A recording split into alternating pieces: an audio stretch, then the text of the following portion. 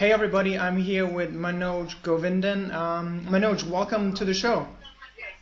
Thank you, Jan. Pleasure to be here. I've been looking forward to this for a little while. Thank you. Yes, so Manoj is it's kind of a premiere because he's the first employee on the show, so who has a real job. So Manoj, congratulations to this one first. Why, thank you. I'm not sure what I'm looking forward to, but I appreciate the call out on being an employee. Yeah. So, if you don't know who Manoj is, he's actually my CTO. So if you wonder, like, wait a minute, why does Jan have a CTO? It's actually he's my chief title officer. It's a small thing that we have, Manoj and I. We actually never met, and this is the first time that we actually talk to each other. And we have this thing where Manoj keeps posting all of my, like, not all, but 80 to 90% of my blog posts. And I wonder if you even read them. Do you even read them, Manoj? Or I do. Very interesting point. So you call me the chief title officer, or at least I call myself that. And obviously, I read them first, and I retitle them when I post them, and which is why I think I got that job. so, but yeah, because I don't pay that well, Manoj also has kind of a career going on in the banking industry, I would say. And so, Manoj, you originally come from India, right? That is correct. You also studied there, and then you worked for the past, I would say, almost 20 years in the banking industry. And there's one thing I was wondering, how did you end up in the US when you studied in India? Was it easy, or how do you do that? Sure. Number one, I was not in the banking industry for all my career. I started off actually as a database engineer. Um, and My first job was with Ford Motor Company in Detroit, Michigan. And I was hired, just like this conversation, on the phone. So Okay. my manager hired me over the phone. I came over to Detroit, started as a database engineer, and then quickly shifted from being an engineer to more of a business development person, which is what I do now for one of the big banks. So that was in the 90s, or That's correct. Yeah, 1994 was my first job. so it was that easy, like all of a sudden, like you just got a call and then you showed up in the US, you got a visa and everything? A little bit more procedure than that. In the early 90s, there was a lot of demand for computer science engineers in the US, and the US school systems were not producing enough engineers for what the companies needed at that time. And so a lot of the companies came over to India or any other country that were producing engineers prolifically, and they came to schools and campuses and hired. In my case, there was a campus presence from Ford Motor Company, and then I was connected to the hiring manager via phone, um, got the job, and then the company applied for um, a visa and then got me over, which at that time was very standard operating procedure. Oh, is it still that as simple as it was back then, or is it like stricter now? Interesting, right? No, it is not as simple. There's a lot of um, political and policy related issues that have now cropped up around what we call work permits or H-1B visas, especially in the US. In fact, Mark Zuckerberg and others, Bill Gates, among others, have been lobbying the government here to try and make it easier and simpler than it is today, and go back to the days when it was a lot simpler to get, you know, workforce to be brought in from other countries, It's interesting especially from. because I still think, or at least I believe that like the US still needs a lot of engineers. Why is it like why did it become even stricter than before? Again, it's just a matter of times going back and forth, and so the political and the economic um, winds that are blowing right back and forth, and who is in power, what are they trying to do? There's a lot of currently, at least in the past few years, there's a lot of protectionist sentiment that is creeping into the government to some extent, primarily because of the economic depression that was created, um,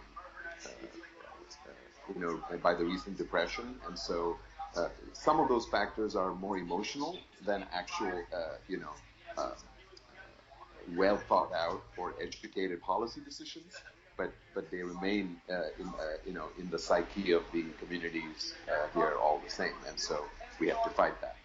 Hmm. Interesting. Um, I think that's also something where you might be involved a little bit because when I got it right, if I got it right, you were trying to push ecosystems in the U.S. and outside of the U.S. that don't have that much attention yet, and I wonder how hard this is, specifically like in the U.S. because everybody in the U.S. talks about Silicon Valley or maybe New York, but what you're trying to do is like push your current job in the banking industry to push entrepreneurship and ecosystems in less developed regions. So how's that going? Sure. To clarify, my day job actually has to do a little bit with how a large company like mine engages with the existing ecosystem of startups, Hmm. primarily in Silicon Valley, some in New York, and some in Tel Aviv for the most part.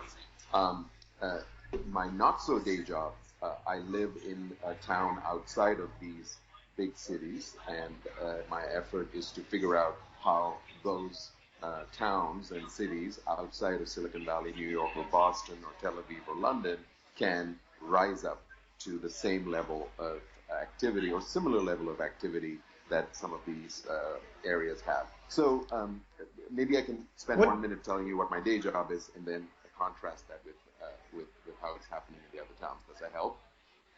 Yeah, totally, totally. Sure. So my day job, I'm helping my bank, um, essentially the technology department in my bank. So big banks spend a lot of money buying technology, but the problem is they buy it only from big companies that have a very credible name. So the IBMs, the Ciscos, the Microsofts, the HPs, and what have you. So one effort is to try and see how we can diversify the procurement of these of technologies that my bank wants to buy by exposing them to startup companies that provide new modern technologies that can be better in the bank environment. Now, So did obviously, you already close any successful deals with any startups already, or? sure, in the 8 years I've been here, quite a few. Okay. So if you think Splunk, which is a data analytics machine, big data company, um, that was one of my early successes about 6, 7 years ago. Um, and then some mergers sometimes. So think about Teradata buying Aster Data, or EMC buying Greenplum, or HP buying Vertica. These are um, uh, opportunities that have been drawn by figuring out how a company like us would use those new technologies and then helping shape those technologies into the enterprise and then allow for either them going public on their own or allowing for them to be bought out by some of the How does the larger. process look like? Do you scout actively for them, or do they come like towards you and pitch you, or how does it look like in your case in the banking industry?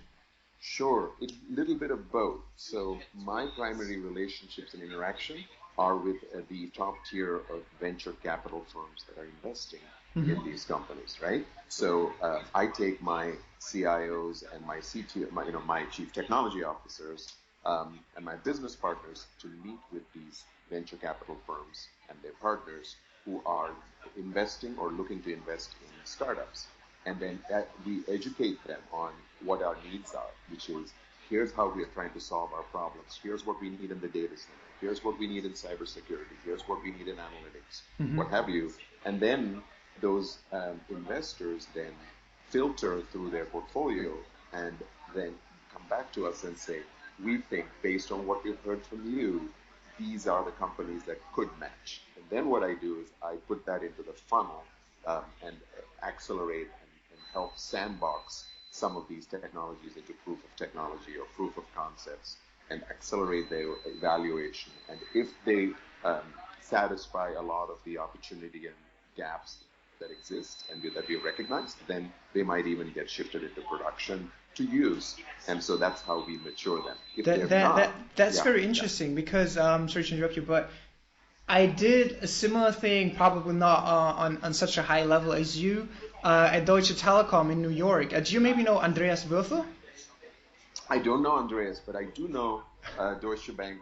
Deutsche Bank has a lab now in the U.S. in San Francisco. I actually happen to know the people who are heading that. So the bank, obviously, I'm much more familiar with what happens in the banking. Yeah, because Andreas was my former boss. So funny, oh, you know. Wow, fantastic! Yeah. So, but how long does the process look like? If you say you start scouting, you put them into the funnel, like how long does it usually take to close such a deal? Like we probably have a trial. So how does it look like? How long does it take to like from first discussion to like a first contract? So it depends on the type of technology we're talking about. If it is a software or analytics company, it can take anywhere from 3 months if it is a powerful solution that has an immediate impact that can be used and deployed, right? Like a SaaS platform that is plug and play. If it is a little bit more involved in terms of configuration and integration into the enterprise, which is usually challenging, then it takes a little bit longer because there's a lot more engineering work to be done and studied before they can be introduced into the enterprise environment. And then particularly in the infrastructure world, so think storage or think network or switches or routers, such new technologies probably take a little longer, but still relatively better than what it would take in a traditional process. So if what I keep comparing my performance to, or at least the performance of these accelerators to, is how they compare with a traditional approach of an enterprise, which are using request for proposals or supply chain contracts, and which usually take anywhere from 15 to 18 months. So if it is a SaaS, it's usually 3 months, 6 months. You can easily get plug and play.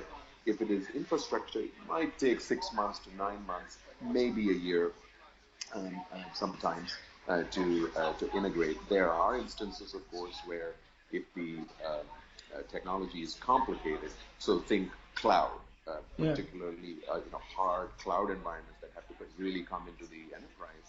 That's not an easy one. I'm not talking about SaaS now. I'm talking about infrastructure as a service. I'm talking about platform as a service, talking about workloads and big applications that need to be ported over to the cloud. That is a major undertaking for the enterprise. So they usually take a lot longer in terms of a full contract and full blown out implementation. So that's an interesting spin that the conversation takes here. But I think it might be very relevant for some of the listeners. Like, let's say I have a startup. What kind of metrics would you have, and would you want to see, like already traction customers to get into your funnel? Is it like what kind of stage does it have to be? Is it are we still talking about startups, or is it already like Series C, D, almost no startups any longer? No, we there are a couple of ways we do this. Particularly my current employer, we have an opportunity for seed stage companies to come in and become part of our accelerator. So we have a startup accelerator within the bank that we allow for shaping in a sandbox separate from the production environment. And so that's much earlier. Typically, though, in my function, where we are trying to introduce them into production, we try to pick them relatively early, but enough stability to allow for us to accelerate the process. So typically, Series A,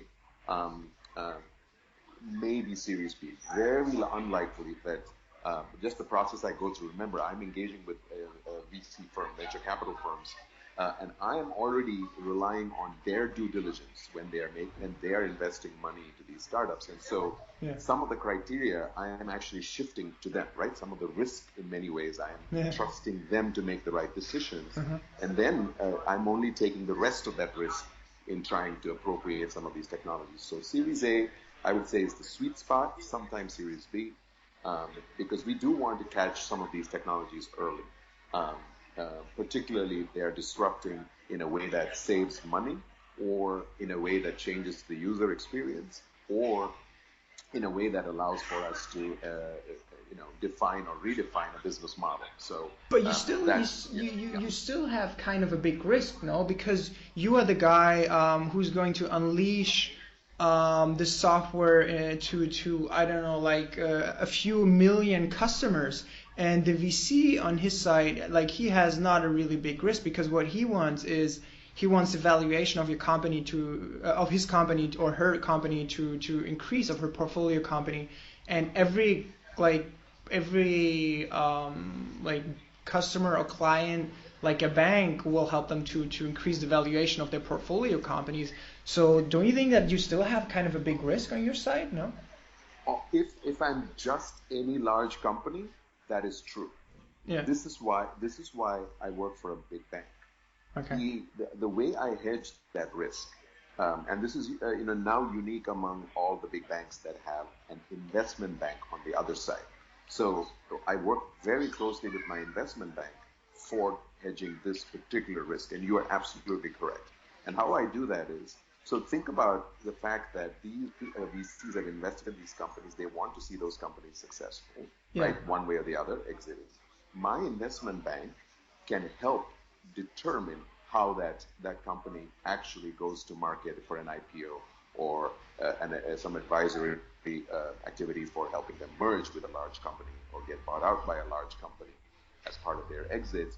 So a lot of these VCs, they cannot just what I call dump and run with their companies, right? Yeah. So it's a relationship I'm building with them, a trust True. that I'm building with them, that basically says, look, we can help with the investments you've made to help this company successful, but you must know that we are hedging that risk by making sure that we have the upside on the other end. So when I mentioned Splunk as an example, when Splunk was, when I used my previous employer, Bank of America, as the bank to shape Splunk's product into the market, into the enterprise market, I ensured that the bank had a role to play when Splunk went public. So that's how we hedge that risk. Yeah. So in many ways, the bank is not just investing in the risk, it is also investing on the upside of that risk, which is, if that company becomes successful, we also gain revenue and relationship. And now Splunk is a big relationship with the bank. So right? do you Yeah. do you offer like some sort of like, let's call it easy, let's call it a discount, like, wait, if we work together now, like, we will make it a better offer for the IPO or something like that? It's not exactly black and white like that, but that is essentially what it is. It is basically saying, if we build a relationship Yeah. that helps the company and the investor, then we have to go full circle and stay full circle. The investors who invested in that company are still investors in other companies that we might buy from. So it is a virtuous circle, as long as the behaviors are kept virtuous. Yeah. So we're trying to keep everybody honest by being above board about all this. It's not a under the table deal or any kind of discount. It's basically saying, look, I can help you. Remember, we spend all this money, we have all the scale, right? The scale can be useful to test these companies' the resiliency, and they can prove themselves into the market. But in the process, we would like to hedge some of our risk, and here's how you can help. And so in my opinion, it's a barter. It's an above-board bartering system that barters the risk and the hedging of that risk. Yeah. If that That's, man, that's so interesting. I could probably talk just about this topic for an hour, because I wasn't aware of it, but it sounds really, really interesting, man. I wasn't aware of it, but yeah, it totally makes sense. Yeah. Now, just to contrast that, my not so day job is where I am now trying to say, what did Silicon Valley, New York and Boston and London and Tel Aviv, what are they doing that is making them these startup clusters, right? Ecosystems that are successful. they're all different. They all have different stories. And nobody can become the Silicon Valley of the East or the West or the South or whatever they try to do. Mostly, it comes down to a core of basic things that Silicon Valley has done right, or Tel Aviv, Israel has done right, and that is, in my opinion, anyway, three kinds of capital. And so, Sorry, what kinds of? I didn't get it. What kind? Three kinds of capital. The first kind is strategic capital, money, right? Money obviously exists, but it's not just money. It's not just the fact that Silicon Valley has a lot of money in that place, and so everybody's just getting a free ride. No. Yeah. The second kind of capital is intellectual capital, which is the ability for people to have ideas and take risk on those ideas. So intellectual capital. The third kind of capital is human capital, which is talent. So schools and colleges and incubators around those schools and colleges that allows for these ideas and that money to work together, where talent comes into play. So human capital. So strategic capital, money, intellectual capital, ideas, and human capital, talent, have to come together in very interesting ways. And if you look at the models, they've all worked differently, but the model foundationally remains the same. Silicon Valley did it very well. Boston is doing it well. New York is doing it well. London is doing it well. Israel is doing it well. And the characteristics go down to those basic things. What do you think? What do you think is the most important one? I don't think there's anything, any one of them that is most important. My views, personal view, and my experience has been that human capital is the important one. It may not always be recognized, but it is important. Being able to provide the right environment and the attributes for human capital to thrive would be the right first step, I would say. And in fact, Silicon Valley plays that out. The person who is considered the father of Silicon Valley was a professor, an electrical professor, who moved from Harvard to Silicon Valley and Stanford, and then initiated this triage between the three kinds of capital.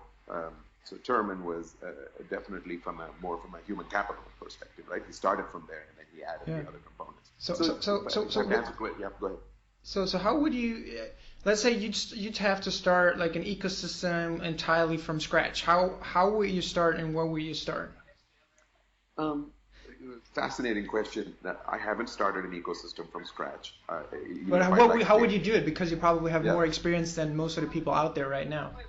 Right. So I'll give you an example. I live in a town in South Carolina called Charleston.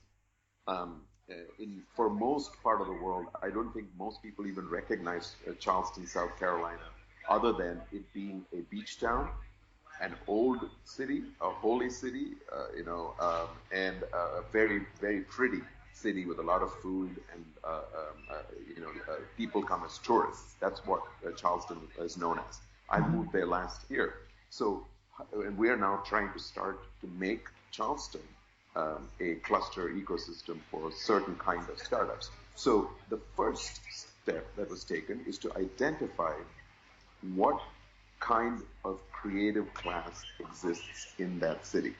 In Charleston's case, there is a College of Charleston, which produces primarily, has historically produced students with liberal arts, but slowly over the last couple of years have started to produce people with liberal arts background, but with computer science combined with that.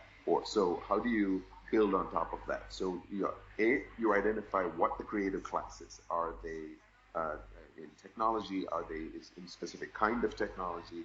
What are the specific attributes of the people who live there? What drives them? So that's kind of the recognition of. So you basically look for the strength in the region first. That is correct. Again, going back to that human capital choice, right? Yeah. So the way I look at it, I say, what is the human capital here?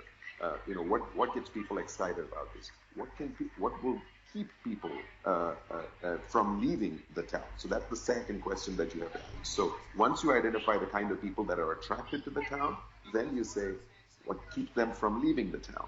Yeah. How can we sustain them to stay in their town and reinvest their ideas, their money, and their talent in the town So and not leave? to go back like just a second, so what is like the real strength of let's say in this example the town Charleston, and how do you go the next steps and then leverage these strengths? Like what is the concrete example? What is there like a one specific thing that Charleston is very good at, or the people living in Charleston, or?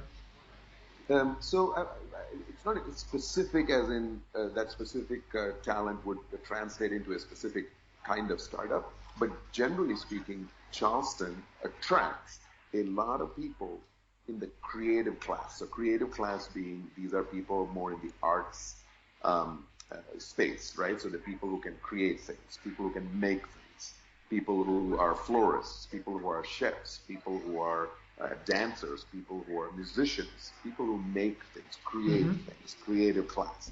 So that is it's a big asset for Charleston, because Charleston has historically attracted a lot of this creative class, primarily because it is a great town that allows for that creative class to express their creative.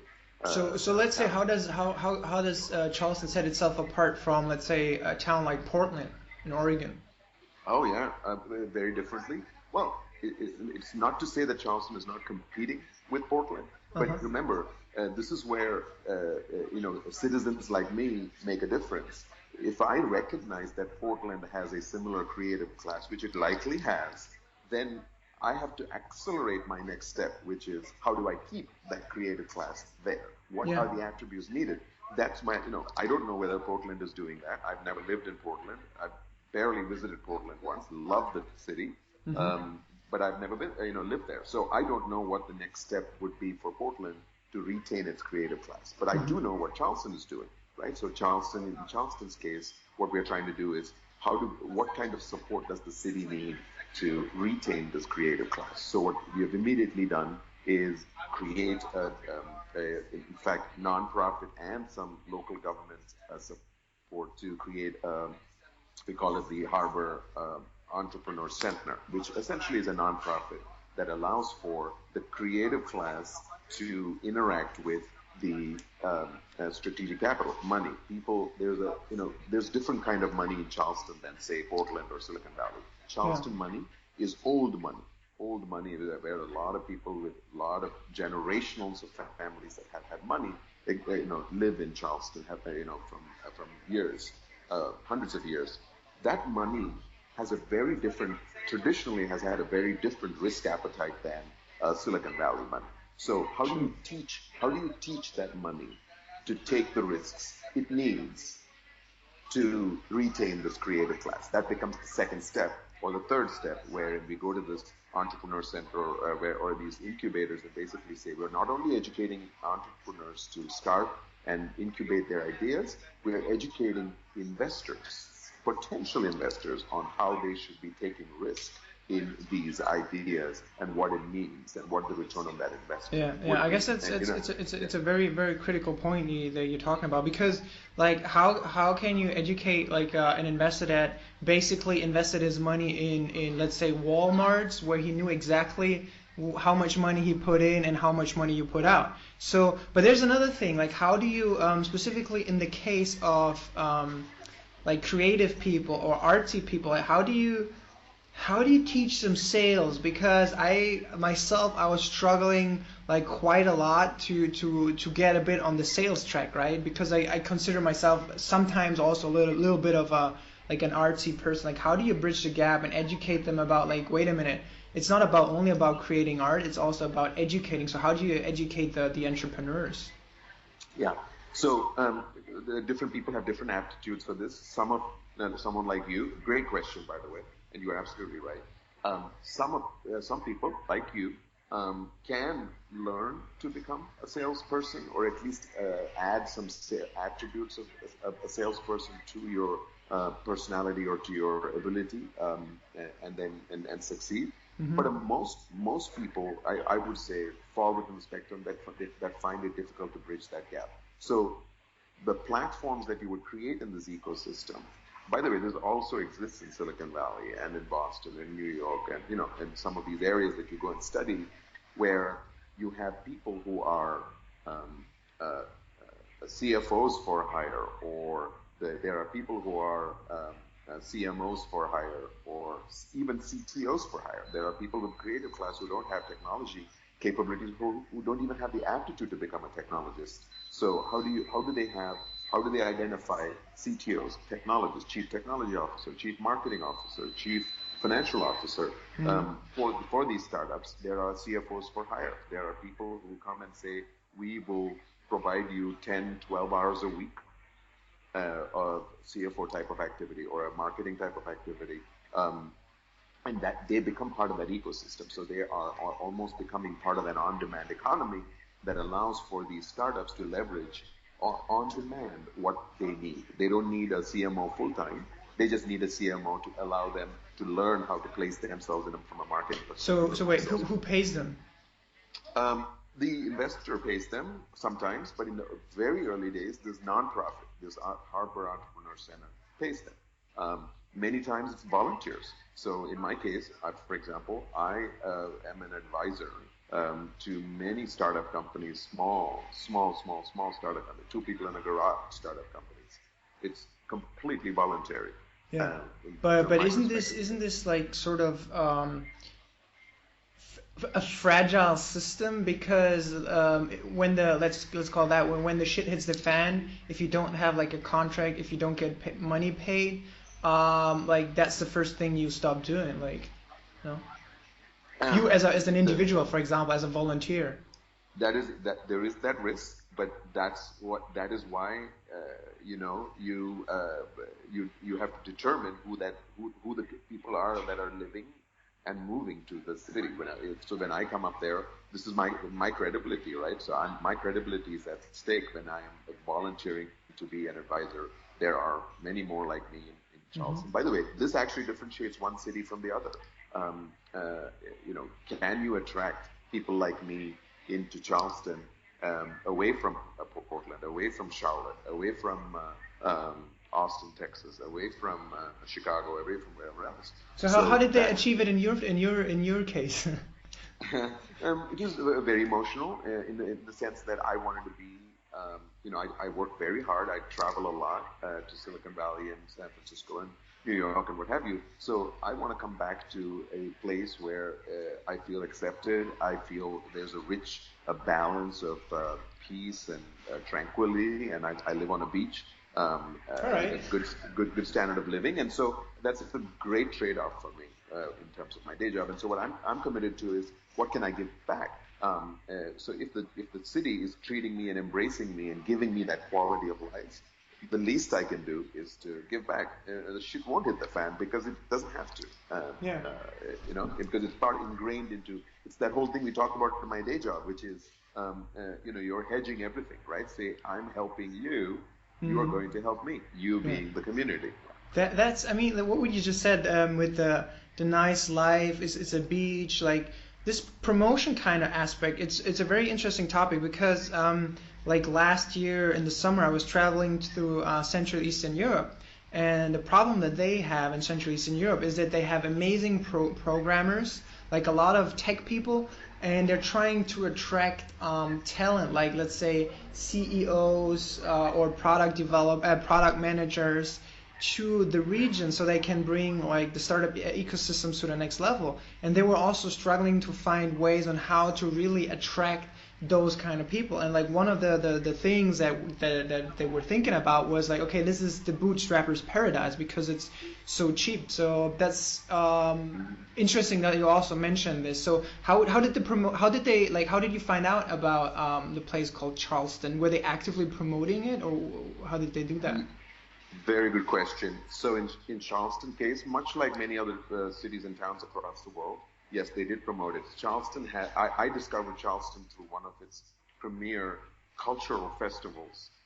It's called Spoleto, and Spoleto essentially is a sister city of Charleston in Italy. So Spoleto, Italy, is a sister city of Charleston, and so I just discovered that festival. I went to attend the festival and fell in love with the town about 10, 12 years ago, and I've been finding ways to go back there, and I finally moved back there last year. So But, it but was those it those was those interesting. those weren't really initiatives to attract talent, right? So it was not guided to attracting talent, was it?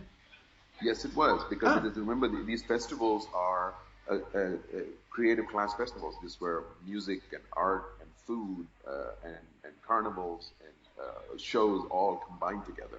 So there are a lot of people from across the world come down during Spoleto, and you suddenly start seeing how a community like Charleston can um, um, attract and support that creative class to be able to express their creative talent in different ways. And then you can build from there. And then you say, okay, now that we know we brought them here, how do we keep them here? So that's kind of step one, step two.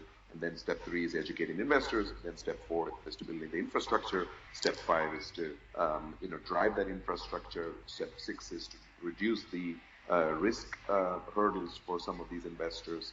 And then step seven is to create opportunities for those startups to push their ideas into revenue models, and then being able to accelerate multiple revenue models, and then arrive at the one that will strike the balance between them, investing their money, investing their talent, and getting the return on that investment. So my last question, because I know, as maybe also the listeners might have realized by now, you have to catch a flight. By the way, where are you flying to? I am flying from Chicago to Charlotte, North Carolina. All right, cool. So the last question has nothing to do with what we talked about today. I know you're from India. You grew up mostly probably in India. So if you were a kid in India today, what would you do? You just graduated. What would you do? Fantastic question. You caught me completely off guard, and that's probably what you wanted anyway. Of Um, course.